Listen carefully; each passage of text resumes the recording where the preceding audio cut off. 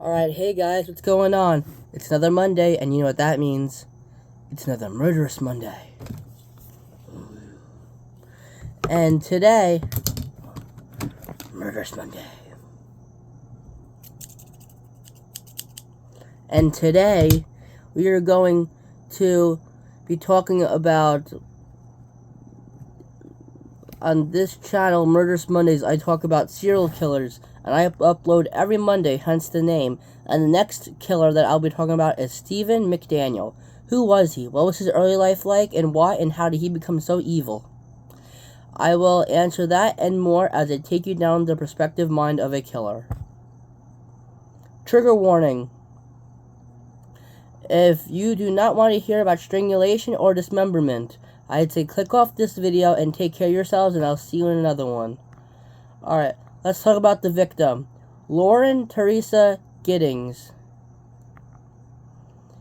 born April 18th, 1984, and passed away an untimely death of June 26th, 2011. She was an American woman who was murdered by Stephen Mark McDaniel, born 1985 on, I don't know what day it was, but sometime in 1985, on June 26, 2011, in Macon, Georgia, United States. McDaniel pleaded guilty in 2014 and was sentenced to 30 years to life in prison. And now, I thought that they said that this was right after high school. But if you look at the times, the girl was 16, like 27. The murder. Alright, McDaniel and Giddings lived in neighboring apartments and were former class... Okay, that's where it was. And were former classmates at Mercer University.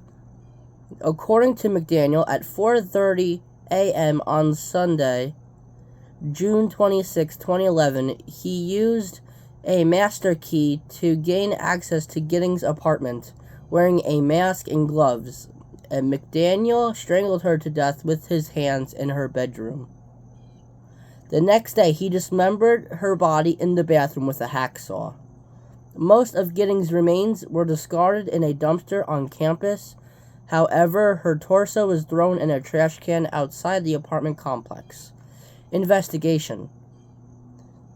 Giddings was reported missing on June 30th, and her torso was subsequently discovered. That day, McDaniel did an interview with WGXA, which is some kind of like news station in Georgia, claiming to be concerned for his friend of Giddings. During the interview, he learned that the torso had been recovered in a video that has since gone viral. On July 1st, McDaniel voluntarily went to a police station to give a statement about Giddings. His interrogation lasted over 12 hours, and his apartment was searched. He was placed in jail on July 2nd, where he would remain for the next month. In August, McDaniel was charged with the murder. Investigators had linked several pieces of evidence to him, including the hacksaw he used to dismember the body. The rest of Giddings' remains have never been found. Aftermath. In 2014, McDaniel accepted a plea deal and pleaded guilty to murder. His deal required him to describe his account of the murder, and in exchange he would receive a life sentence and avoid the death penalty. The judge also dismissed additional charges discovered during the investigation, including 1 count of burglary and 30 counts of sexual exploitation of children. One of the primary pieces of evidence were videos taken from McDaniel's personal computer, which showed him filming Giddings from outside her apartment that same night he murdered her, proving that the murder was premeditated. He will be eligible for parole in 2041, which I hope he doesn't because he killed.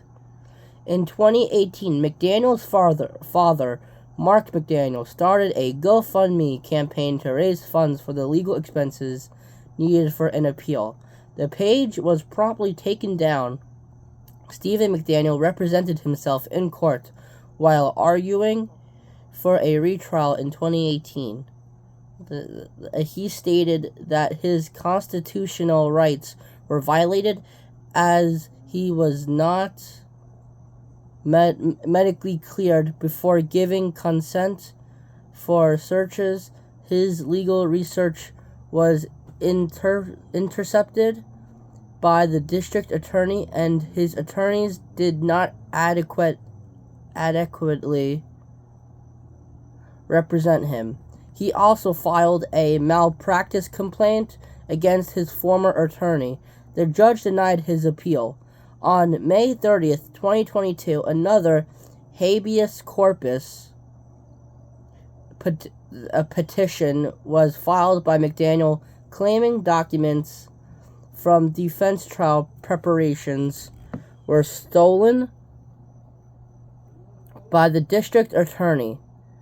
In his petition, he requested his conviction be overturned and he be released from prison.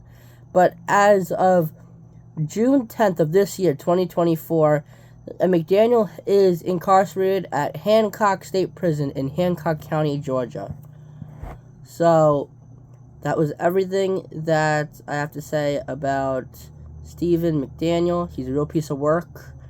And, yeah, so before I click off this video, I am going to give you a hint of what my next week's video is going to be. Now, there's not really much to give a hint about, except saying that, this, now it's not murder, as you might think it is, but it's actually murder to self, which means suicide. And back in the later months of 2023 of last year, it went viral on TikTok that this 13-year-old girl killed herself by hanging because of relentless bullying. Now, if you know who, in the case, I mean, obviously we know that she did to herself, most likely, like 99% sure. I mean, like the killing and stuff, but,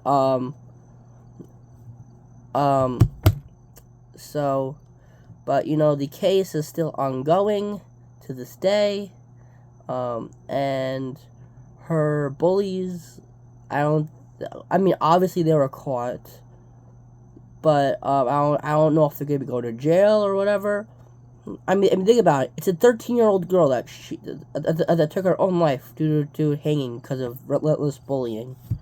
So, if you happen to know who that is, please put it down in the comments below in this video. And please like, comment, subscribe, be a good person, don't be a bad person, just like Anna Templeton says. And I'll catch you guys in my next video. Peace.